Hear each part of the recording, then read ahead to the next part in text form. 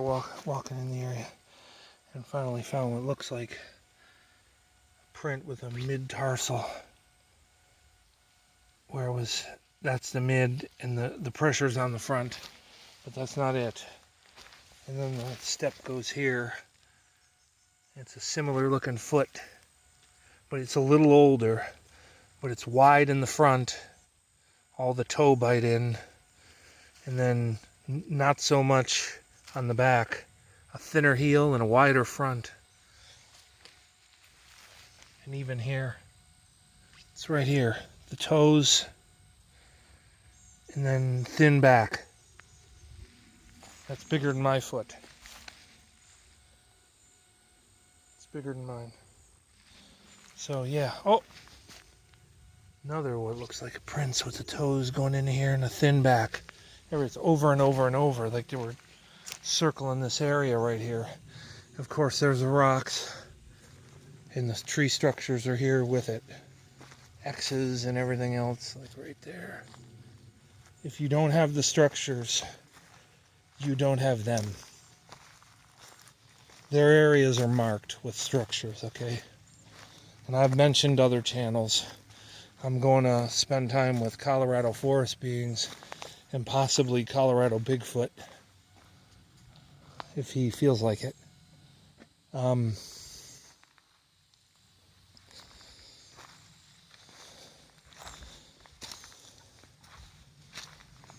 we're, oh, almost looks like another track right there.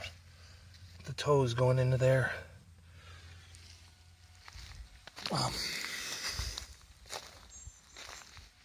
Another almost track with the toes going in. And there's nobody, we're in the middle of freaking nowhere. Like we're way, there's no trail here. No nothing.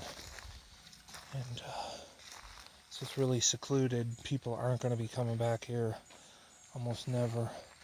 That almost looks like the toes of an old print right there.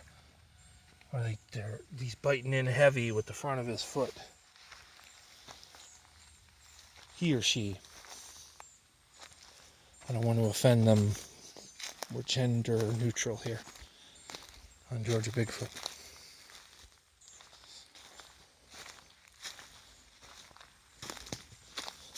As you can tell, maybe, for those who are watching, of course I'm from Ohio, but I haven't picked up on y'all accent just yet.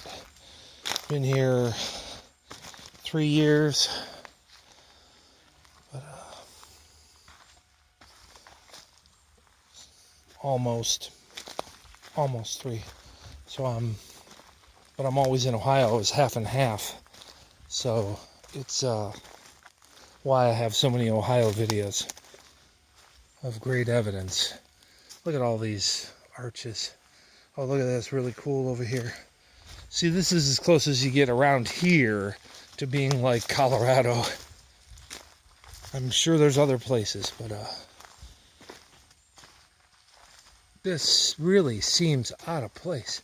I mean, it's between those two trees, wedged into here, which really doesn't seem natural. And then it's on top of here where there's a nice, like that's really stuffed in there, where it had this ledge to sit on, but not. I'm gonna walk under it. And of course it's, near those tracks and everything, and these aren't by chance. It's just, you don't just see that. And then that little jungle gym look of a thing there. You don't just see this. Like I can go a lot of areas and you're not going to have these giant archway leaners that so look at this. This thing is stuffed here. This thing is just the leaner. It's not even, it's free. It was put here, leaned up against here, so you got your archway with the stick up against it. What are the chances of that every single one of these falling like that? And it's specifically in this area where you got your rock up there. It's picturesque. There's a water source, there's a spring, there's everything you need, and deer, and ground X, go this way.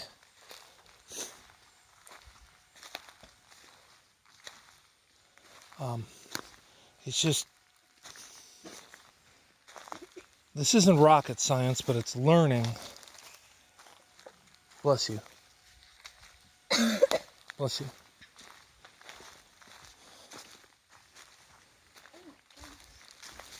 So, well, anyways, there was a little bit of a controlled burn here. They do that sometimes in Georgia to keep the all the brush down. The hunters do it to make sure that they can still go after their deer on the deer season. So that's controlled burn in Georgia. That's a normal thing. So I can't discount all of it as just being routine.